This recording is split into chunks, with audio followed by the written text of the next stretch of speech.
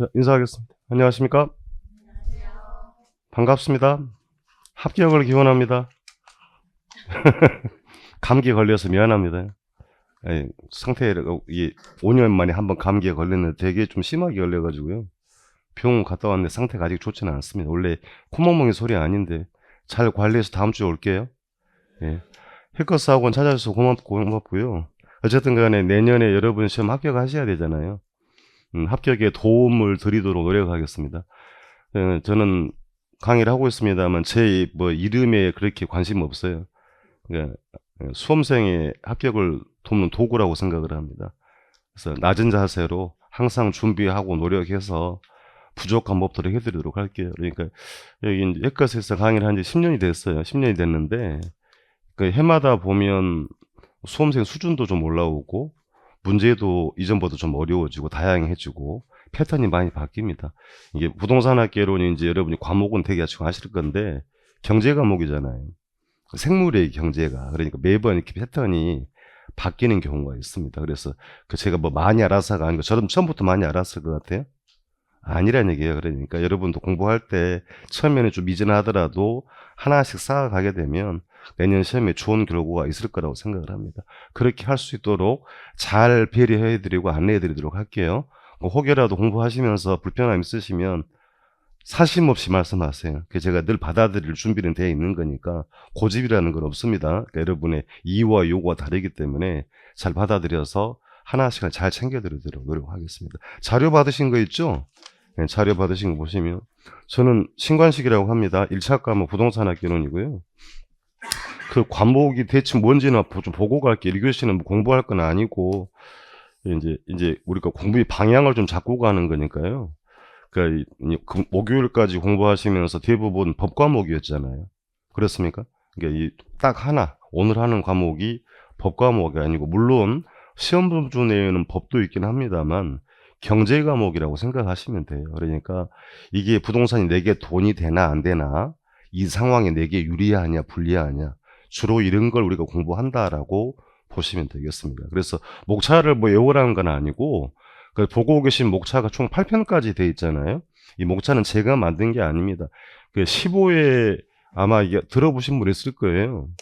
15회 시험이 오래되긴 했으면 당시에 합격률이 0.7%밖에 안 나옵니다. 당시에 데모하고 난리 났어요.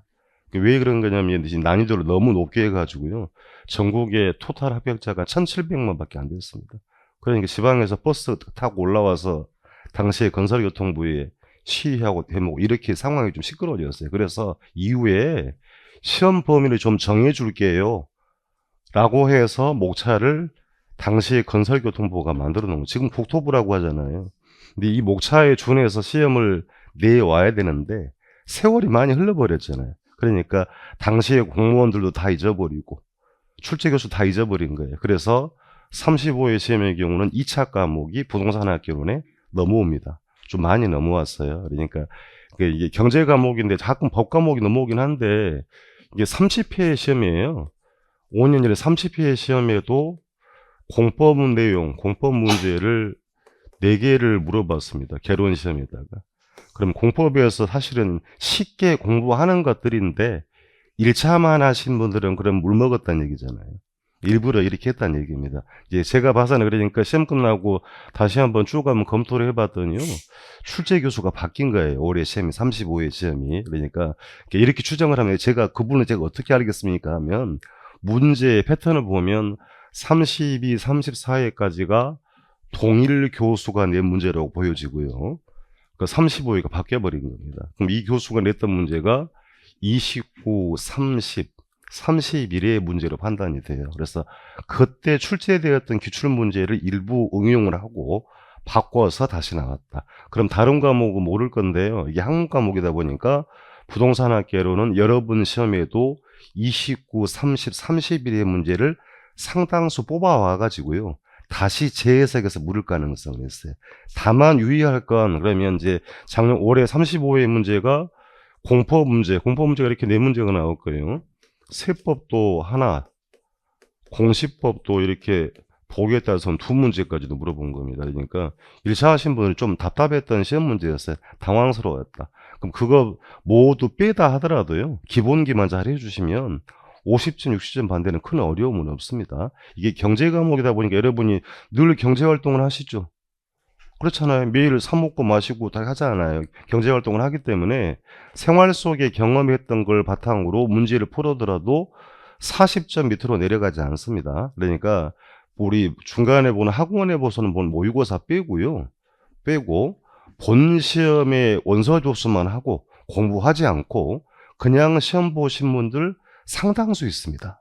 얼마나 어려운가 보자. 나도 한번 해보자 가지고 그분들의 평균 점수가 대개 40점, 50점이 나와요. 그러니까 이게 공부를 좀 소홀히 해도 이 과목은요, 제 공부를 하지 말라는 얘기가 아니에요.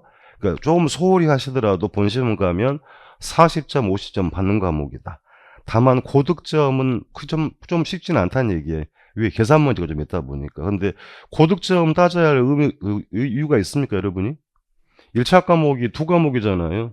민법과 뭡니까? 개론이다. 개론과 민법인데 이렇게 물어봅시다. 개론은 그러면 85점 받았고 민법은 40점 받았다고 할게요. 이거 합격이에요, 불합격이에요? 합격이다. 과락은 없으니까. 근데 그러면 이 남은 5점은 필요 있어, 없어요? 아무 의미 없어요. 기분만 좋아. 기분만 좋은 거예요. 그래서 1차의 최종 점수는 몇 점이다? 목표는 80점 이상이다. 그 이상은 의미 없다는 얘기입니다. 공부를 과하게 할 필요가 없는 거고요. 적절하게 균형적으로 하실 필요가 있다. 이제 이런 말씀 좀 드립니다. 6과목 중에 중요치 않은 과목은 없어요. 그렇잖아요. 그럼 이제 수업을 듣다 보니까 이제 여러분 이런 겁니다. 공직에 계셨던 분들은 아무래도요. 공법 수업 들어봤죠. 그럼 그분들은 좀 편하게 다가와. 근데 일반인들 이렇게 하는 경우에는 공법 수업 들으면 이게 국어인지 영어인지 러시아인지 한단 말입니다. 가장 난감해 한다. 그러면 이제 경제학과나 경영학과 공부를 하셨다거나 그런 금융 쪽에 일을 했던 분들은 보고 드린 게 모두 그런 거거든요. 그럼 개론 과목은 편해요. 근데 그러면 나는 이때까지 남편 뒷바라지만 하고 집에서 일만 했어. 이런 분도 있을 거 아니에요. 그러니까 6과목을 수업을 들으면서 조금 받아들여지는 과목이 있고 거부감이 좀 드는 과목도 있다. 근데 균형적으로 해야 될 거 아닙니까? 그러니까 지금 1월 달까지 정도는 여러분이 수업을 들어가면서 내 학습 여건, 역량에 맞게 어디에 집중하고 선택할 거니까 이걸 정리하는 과정이라고 보시면 돼요. 그러니까 지금은 공부를 깊게 한다라고 보는 게 아니고 내 여건에 맞게 전략을 세워간다. 그 관점으로 하시면 되겠습니다. 그러면 이제 이 부동산학개론 과목이 경제 과목인데요. 소개를 좀 드리고 갈게요. 총론이라고 되어 있습니다. 1편이. 총론은 총칙이라고 하진 않고 대부분 용어 위주로 되어 있어요. 자, 우리가 앞으로 공부하는 건 경제학 논리를 가지고 공부를 할 건데요. 차이가 있죠. 일반 경제제, 그러니까 이제 분필을 요즘에 많이 안 써가지고 이 분필은 비용을 투입해서 생산이 돼야 한대. 이것도 고민을 해봐야 되는 겁니까?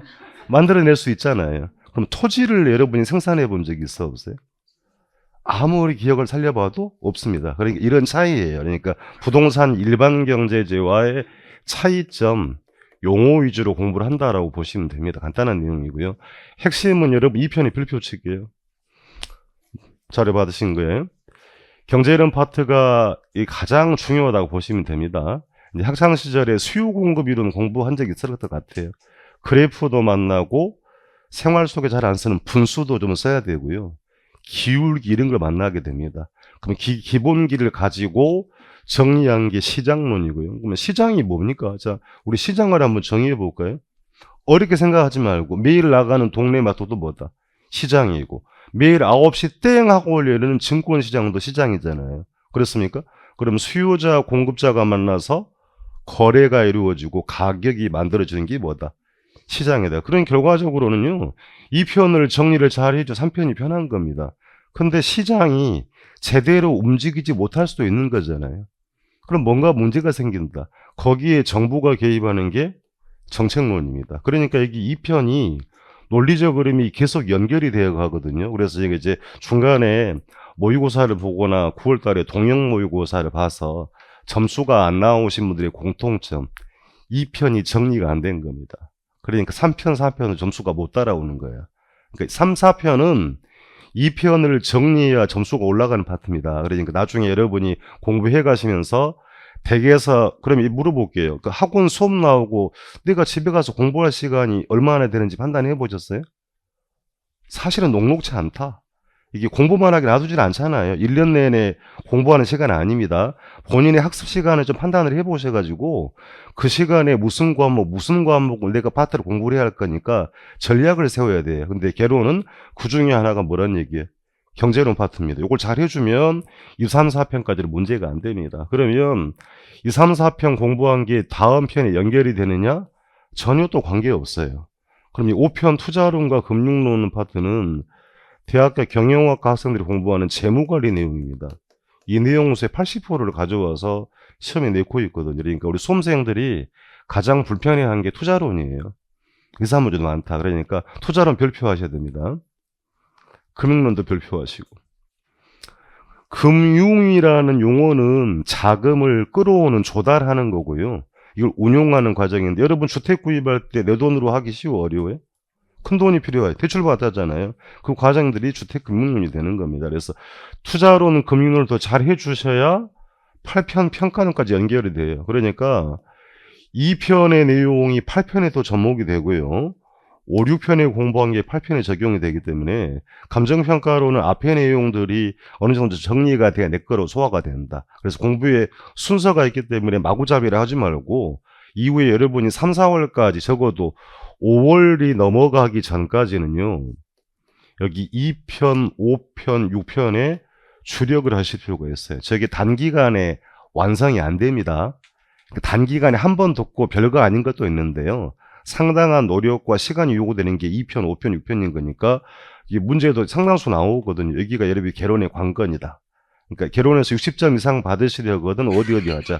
2편, 5편, 6편에 중점적으로 복습 시간 늘려서 가실 필요가 있다라고 말씀드리도록 합니다. 대개 그러니까 문제는 큰 차이는 없어요. 해마다 나오는 빈도는 차이는 없는 건데 경제론 파트에 또 5문제 물어봤고요. 그러면 정책론 파트 6문제긴 한데 이게 다 공법 내용이기 때문에 큰 의미는 없습니다. 그럼 저는 36회 어떻게 보냐면 36회 때 그러면 다시 부동산학계로는 부동산학계로 고유 문제로 넘어올 가능성이 있어요. 30회 시험에 공법 문제를 4개 내고 나서요. 그럼 30일에 공법 문제가 나왔을 것 같아요? 한 문제도 안 내버립니다. 그러니까 이게 뭐냐면 학원 강사들, 선생들을 한 방향으로 몰아놔요. 몰아넣고 뒤를 때려버리는 겁니다. 그러니까 여기 보시면 34회 때 투자로 8문제 물어봤잖아요. 엄청나게 많이 물어본 겁니다. 그러면 수험생들이나 강사들이 여기에 집중할 수밖에 없는 거 아니에요. 그러니까 결국은 줄여버리는 거예요. 줄여버리고 나서 다른 데 문제를 출제를 해왔기 때문에 36회도 또 2차 과목이 넘어올 가능성이 개연성은 있어 보이나 크진 않다. 그래서 고유 문제로 갈 가능성이 있으니까 투자론의 비중이 늘어날 거 여러분이 좀 대비를 해서 준비가 필요하다는 당부를 드리도록 합니다. 그러니까 출제의 이 분항수는 큰 차이는 대동소이하다. 그럼 계산 문제가 몇 개 나온다 그래요? 대개 우리 투개론에서 9개 나옵니다. 그럼 이제 대개 9개를 꼈는데 이것도 25회 때 25회 전까지는 계산 문제가 7문제, 많으면 8문제인데요. 25회 갑자기 11문제가 나와요. 그리고 나서 지금까지 계속 9문제, 10문제를 물어봅니다. 여러분 시험도 이 정도의 문제를 물어볼 거라고 생각은 해야 되는 거고요. 왜 이렇게 된 거냐면 시험이 지금 쉬워졌다고 어려졌다고 해요? 왜 그런 거예요? 이 공부하는 수험생들 연령대가 많이 내려가 버린 겁니다. 젊으신 분들이 많이 늘어났어요. 예전에는 40, 50대, 60대가 이게 주류였는데 지금은 공부하시는 분들이 젊어. 그러니까 그분들 대상으로 가려내야 되니까 문제 수준이 올라갈 수밖에 없다. 그러니까 우리가 이 50, 60대의 사회 경험 많고 아시는 거 많이 있는데 문제는 이해했냐가 문제가 아니죠. 시간 안에 문제를 해결을 해야 될 거 아닙니까? 이런 게 늦은 거예요. 그러니까 특히나 계산 문제는 수학은 없어요, 여기. 그러니까 저는 수포자 이렇게 말씀하시는데 수학적 사고는 없고요. 더하기 빼기 곱하기 나누기밖에 없다. 그걸 이제 이론 공부했던 걸 계산으로 응용해서 물어보는 과정이니까 다 할 필요는 없어요. 여러분 목표를 세워서 3, 4개 정도만 준비하고 가시면 됩니다. 나머지 잘 모르면 찍으면 된다. 5분짜리 계산 문제 풀어서 의미 있어 없어요? 없어요. 그러니까 지금 벌써 접어버리는 게 아니고 공부를 해가시면서 내 역량으로 시간 안에 안 되는 것도 과감하게 던지는 전략은 8, 9, 10월에 가져갈 거라는 얘기입니다. 계산 문제 때문에 너무 걱정하지 마시라. 그것이 합격을 결정하는 파트는 아니다. 이론만 잘 정리하면 충분히 해결이 가능한 거니까 두려움 던져버리고 하시라는 당부를 드리도록 하겠습니다. 아시겠죠? 큰 변화는 없다. 그러니까 이 개론이 이제 경제 과목을 공부한다라고 보고 오늘 1교시 때 여러분이 알고 갈 건 목차는 다 모르더라도 2편, 5편, 6편을 정리해야 60점을 받기 쉬워지는 거니 거기에 앞으로 주력해서 복습을 하시라는 말씀을 드리도록 하겠습니다. 아시겠어요? 자, 이렇게 이제 과목 소개를 말씀드리도록 하고, 그럼 이제 1교시 이제 우리가 공부를 왜 하는가 좀 점검을 한번 할게요. 마음 편하게 내려놓고 한번 보겠습니다. 자, 예를 들면, 여러분 공부하러 이제 나오셨잖아요. 그럼 최근에 부동산 시장이 좋아요, 안 좋아요? 안 좋아. 안 좋다는 의미는 뭡니까, 그러면? 거래가 없다. 그럼 답을 저당하게 하시네. 중개사가 돈 버는 시기는 어느 시기예요? 이유는 거래량이 많은 시기다. 그럼 지금 거래가 없다는 얘기는 시중에 남아도는 돈이 많다, 적다. 적다라는 걸 반증을 한 겁니다. 이렇게 안 좋은데 공부를 왜 하냐 하지 말고요. 경기 사이클이 있는 거잖아요. 그러니까 막연한 기대감이 아니고 올해 내년 지나면 경기는 또 돌아설 가능성이 있어 보인다. 라고 좀 말씀 한번 드려볼게요. 그러니까 시험을 떠나서 우리가 시중의 유동성, 그러니까 유동성이란 말을 겁내지 말고 시중의 자금이 풍부해야 돈이 부동산을 움직이는 거잖아요. 유동성이 있어야 되는 건데 최근 우리 상황 볼게요. 시험장에 환율을 물어보지는 않습니다만 그럼 환율이 뭐예요? 정의 한번 해볼까요? 환율이란? 너무 어렵다. 원화와 달러 교환 비율인데 복잡하니까 그냥 달러 가격이라고 하겠습니다. 달러 가치다. 최근에 얼마까지 올라갔다고 해요? 뭐 잘하시네. 이렇게 수준이 많이 올라갔으니까 시험이 어려운 거예요. 자, 그러니까 예전에 그러면 연초에 환율이 1,300원대였습니다. 그러면 이렇게 100원 올랐죠. 100원 이걸 우리 뭐라 그래요? 환율이 상승했다고 합니다. 이 말이 어려우면 그냥 달러 가치가 뭐 했다? 상승했다. 거꾸로 그러면 상대적으로 원화 가치는 어떻게 된 거예요? 떨어진 겁니다. 그러면 따져보면 우리는 1년 동안 가만히 앉아서 100원이 날아간 거죠. 더 깊은 내용을 좀 해볼게요. 그러니까 그 예전에는 물건 수입해 올 때 1,300원 줬죠. 지금 얼마 줘야 돼? 그건 수입 물가가 어떻게 돼? 올라가요. 물가 상승에 아주 치명적인 영향을 주는 겁니다. 그럼 중앙은행, 한국은행이 그러면 금리를 내리기가 쉬울 것 같아요? 어려울 것 같아요? 그러니까 기대를 너무 하지 마시라. 그러니까 이런 상황이니까 그 중앙은행이 금리를 내리기가 어려운 상황이 될 수 있어요. 향후에 또 금리가 또 오를 가능성도 있다는 얘기입니다. 그러니까 자, 달러 가치가 상승했다. 돈이 어디로 빠져나가고 있다? 미국 시장으로 빠져나가고 있다는 얘기잖아요. 그러니까 국내 돈이 없단 말입니다. 그럼 미국으로 돈이 왜 간 거예요, 그러면? 여러분 느끼시는 대로. 이렇게 이야기를 합니다. 그러니까 미국의 경기가 좋아서 돈이 많이 옮겨갔다. 이렇게 하신 분도 있고 돈을 끌어오기 위해서 미국이 기준금리, 중앙은행 금리를 5% 이상으로 올려서 그 원인과 결과는 모르겠지만 좌우당간에 돈은 어디로 많이 간 거예요? 미국으로 많이 간 겁니다. 그래서 이제 그 중에 또 일부는 뭐냐면 우리 서학개미라고 들어봤어요. 그러니까 미국 시장에 미국의 증권 시장에 투자하는 분들 있잖아요. 예를 많이 들으면 테슬라, 엔비디아 그렇게 넘어간 자금이 100조 원이 넘어간다고 합니다. 그럼 국내 다시 역으로 그러면 100조 원이 미국 시장으로 안 가고 국내 시장에 남아 있었다고 하면 국내 부동산 시장이나 증권 시장이 이렇게 힘들진 않았을 거예요. 그러니까 투자하시는 분들은 나는 그 대의 명분은 필요 없다. 내 이득을 위해서 미국에 투자한 건데 그만큼 돈이 다 자본이 어디로 빠지고 나가 있단 말이에요. 미국으로 빠져나가고 있다는 얘기입니다. 그럼 여기서 이제 주의할 건 뭐냐면 지금까지는 미국 시장이 좋았어요. 주가도 올랐고 달러 가치도 올랐으니까 그러면 두 가지 이익을 다 본 거 아닙니까? 그럼 역으로 한번 생각해 봐야 되는 거죠. 그럼 이제 거꾸로 미국의 주가가 떨어지고 달러 가치가 하락한다고 하면 이게 손실이 왕창 난단 말입니다. 이걸 환차손이라고 하잖아요. 즉 어려운 말 안 쓰더라도 달러로 미국 주식을 산 건데 주가가 빠지고 달러 가격이 떨어지면 어떻게 돼?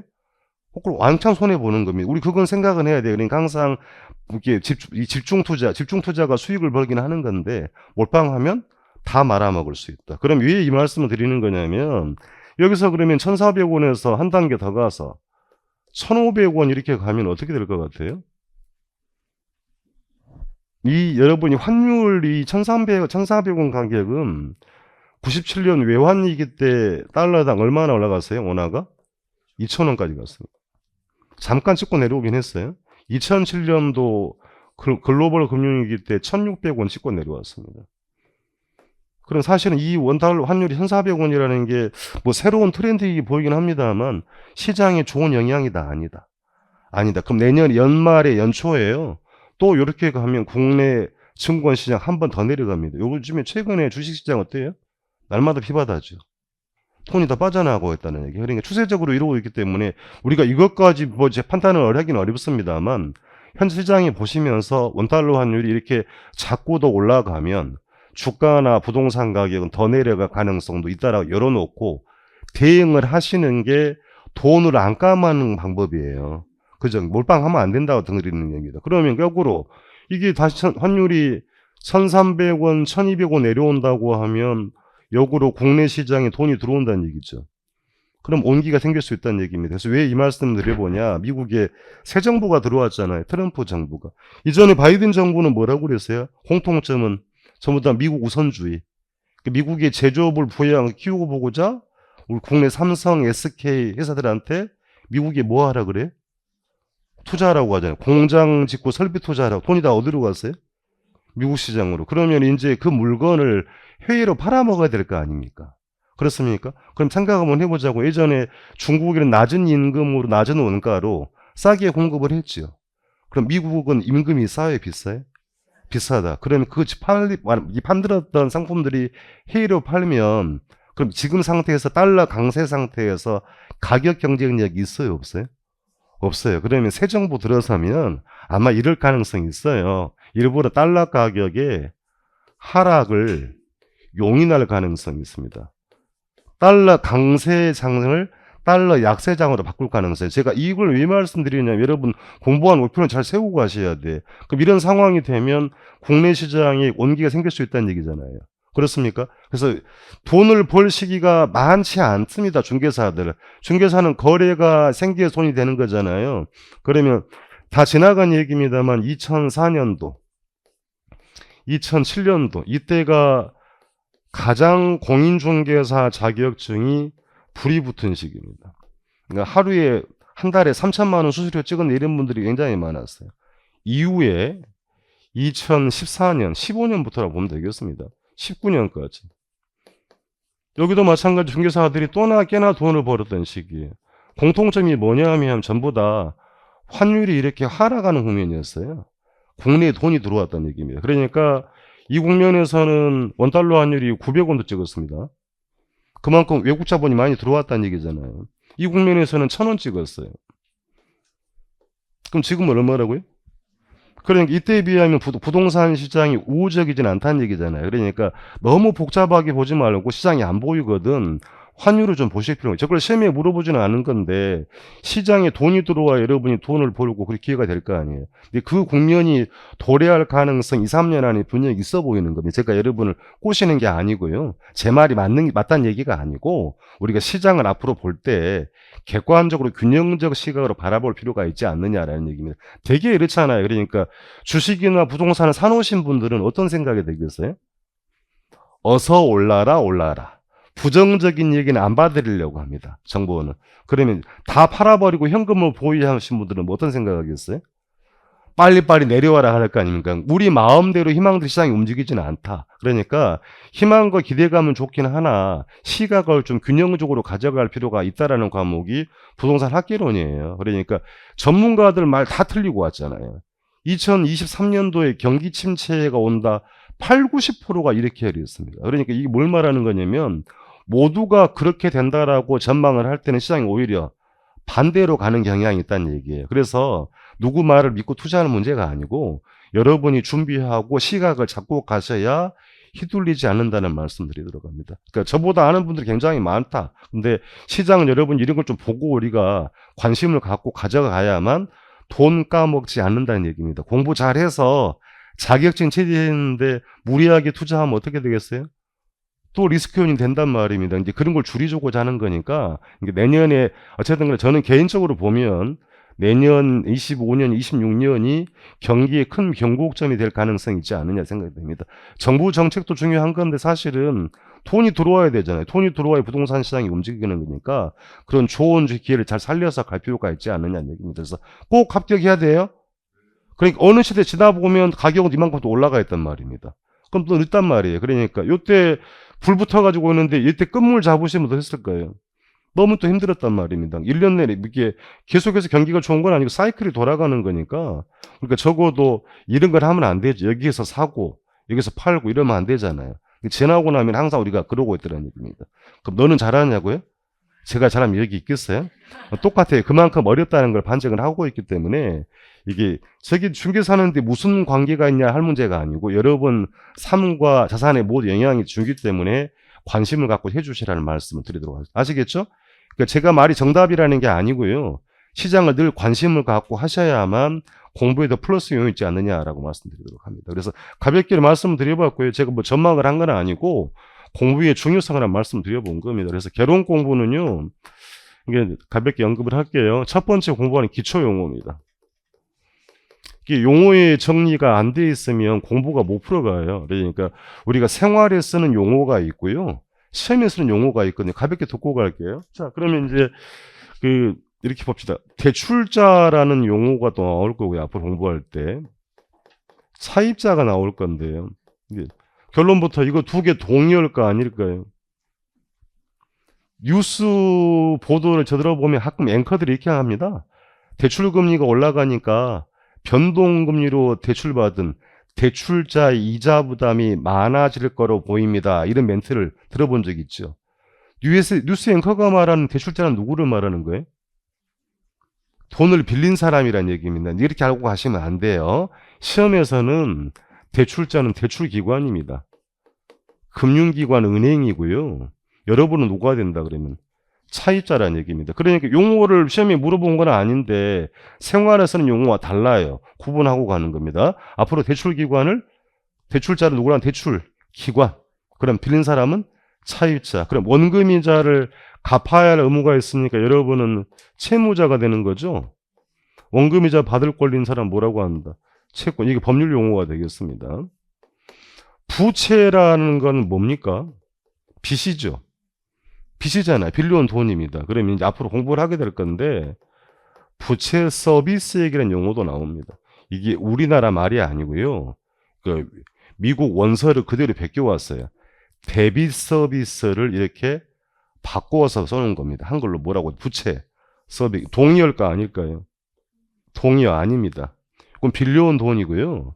부채 서비스액은 매년 여러분이 매 기간 갚아야 할 원금이자 합계를 부채 서비스액이라고 하는 겁니다. 그러니까 결혼 시험이 용어 자체를 물어보긴 하는데 용어를 모르고 가면 자꾸 헛바퀴를 돈단 말이에요. 그래서 용어가 굉장히 중요한 당부드립니다. 자, 이렇게 물어볼게요. 앞으로 필요하니까. 금리가 동의어로 뭡니까? 동의어로 세 글자로 이야기해 보세요. 이자율이다. 예. 이자율을 풀어봅시다. 그러면 이자율은 그러면 풀면 이자의 비율인 거니까 풀면 대출 원금에 대한 이렇게 이자의 비율을 할 수 있죠. 앞으로 결혼 이런 거 많이 필요해요. 다시 이자율은 원금에 대한 뭐다? 이자의 비율입니다. 그러면 레이트, 영문으로 레이트를 한다는 얘기입니다. 그럼 이제 금리를 조금 더 의미를 볼게요. 동의어로 이자율이라고 그랬잖아요. 그럼 금리가 의미는 뭐예요? 금리의 의미는? 이렇게 물으면 또 고민스러워진다. 돈의 가격입니다. 돈의 가치, 가격을 우리는 뭐라고 한다는 얘기? 금리를 한다는 얘기입니다. 그러면 가격은 무엇에 의해서 결정이 된다고요?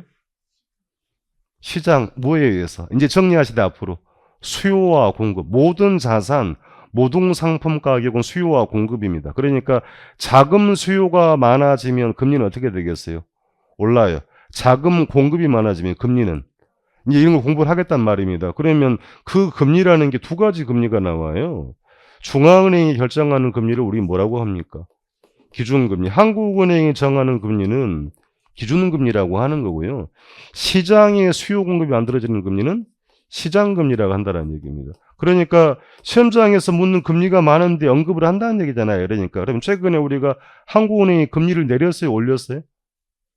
내렸어요. 왜 내렸어요? 0.25 내렸잖아요. 내리면서 왜 내렸다고 그래요? 물가 상승이 어느 정도 완화된 것 같습니다. 여기에다가 가계 부채가 너무 심합니다. 경기의 침체를 좀 미리 방지하고자 금리를 낮췄다 그랬죠. 근데 문제는 시장 금리가 내려가서 올라갔어요. 더 올라가 버렸습니다. 자, 그러니까 우리는 편협한 사고로 시장을 보면 안 된다. 자, 이렇게 볼게요. 금리가 내려가면 부동산 가격이 오를 수 있지요. 그게 큰 이견은 없을 겁니다. 근데 한테 딱 바꿔볼게요. 금리가 내려감에도 불구하고 국내 경기가 너무너무 안 좋아. 그럼 부동산 수요가 많아요, 적어요? 그럼 가격 어떻게 되겠어? 더 내려가 버리는 겁니다. 그러니까 이게 이제 시험과 실제가 다르다는 얘기예요. 틀리다는 얘기가 아니고 그러니까 조건을 잘 보고 들어갑니다. 자, 점검을 한번 해볼게요. 봅시다. 그럼 금리가 내려간다고 하면 여러분의 이자 부담이 적어지죠. 아파트라고 봅시다. 아파트 그럼 산다 안 산다? 산다. 아파트 써볼게요. 그러니까 수요가 이렇게 증가될 수 있습니다. 그럼 금리라는 것도 있긴 합니다만 여러분의 소득이 향상이 된다고 하면 아파트 수요가 늘 수 있는 거죠. 그렇습니까? 그럼 소득이 연봉이 5천만 원이었는데요. 이렇게 6천으로 상승하면 소득이 증가됐죠.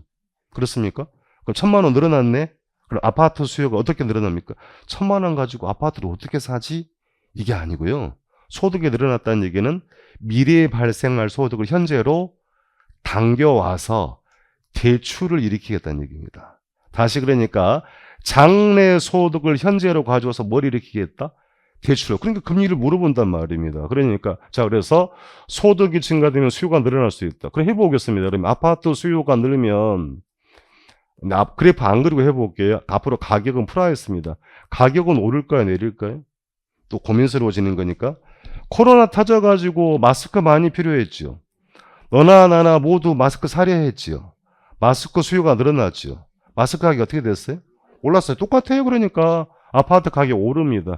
자, 그럼 여기서 문제가 있어요. 이게 일반 상품이 아니고 실수요자, 그러니까 실거주 수요가 늘어난단 말입니다. 그럼 여기 눈치 빠른 분들이 있어요. 그럼 집값이 오를 거라고 예상을 할 거니까 투자 수요가 증가가 돼요. 또 하나의 문제가 있죠. 그럼 집을 살까 말까 했던 분들 자꾸 집값 오르니까 지금 안 사면 이제 못 사겠구나. 제가 분위기에 빨리 편승을 해야지 할 수 없이 사는 경우를 우리 뭐라고 합니까? 공포수요라고 하잖아요. 그러니까 밖에서 우리 이걸 들어본 분들 있을 거예요. 포모라고 합니까? 포모 증후군이라고 하잖아요. 그러니까 자산 가격 오르는 걸 못 따라가니까 내가 마음이 불안하단 말입니다. 지금이라도 사야 되겠다. 이걸 포모 증후군이라 하는데 그게 시험에 물어본 건 아닌데 뭘 말씀드린 거냐면 부동산이 소비재의 성격도 있는데 자산의 성격이 있잖아요. 그럼 수요가 어떻게 돼요? 폭발해 버립니다. 그래서 21년도에 코로나 때문에 금리를 이렇게 많이 낮추는 바람에 집값이 급등을 했어요. 급등했습니다. 그러니까 생각한 이상대로 가격이 굉장히 많이 올라갑니다. 그러면 따져볼게요. 가격이 상승했다는 얘기는 거꾸로 공급자 입장에서 돈 벌 기회가 된 거죠. 그렇습니까? 그럼 아파트 누가 공급해? 건설업자. 써볼게요. 그럼 건설업자가 늘리는 공급도 있습니다. 또 있어요. 이미 주택을 보유한 분들. 기존 주택의 소유자도 있잖아요. 이 봅시다 그러면. 그럼 건설업자가 늘리는 공급은 일정한 뚝딱뚝딱 기간이 필요하죠. 아파트 가격이 올랐습니다. 근데 한 3개월 만에 아파트로 공급이 돼야 안 돼.